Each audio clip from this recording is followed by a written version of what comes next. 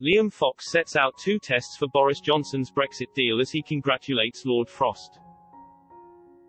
Brexiteer Liam Fox set out 2 tests when deciding whether to vote for Boris Johnson's Brexit deal on December 30. The former International Trade Secretary explained he wanted to make sure the Brexit deal meant that the UK could have its own laws and regain its sovereignty. Mr. Fox congratulated David Frost for getting a deal that critics said was not possible.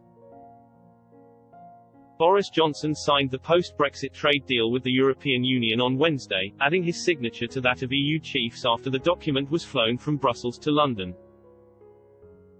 Speaking in Parliament, Mr. Fox said, "Those of us who voted and campaigned to leave the European Union did so for a number of reasons.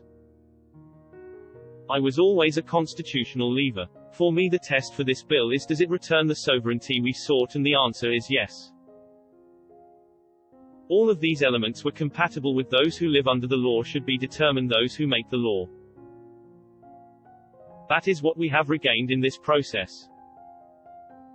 The second test from me is, does this allow us to have a genuinely independent trade policy?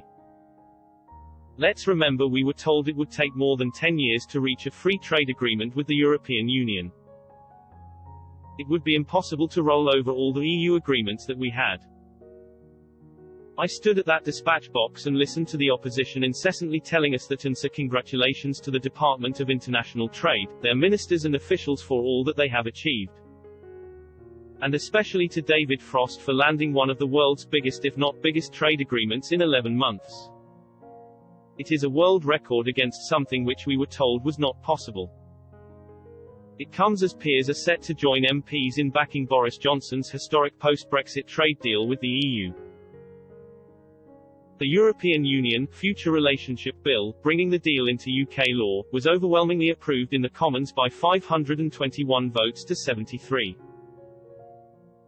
Despite reservations about the legislation being rushed through Parliament in just one day, the Lords is set to follow suit later on Wednesday.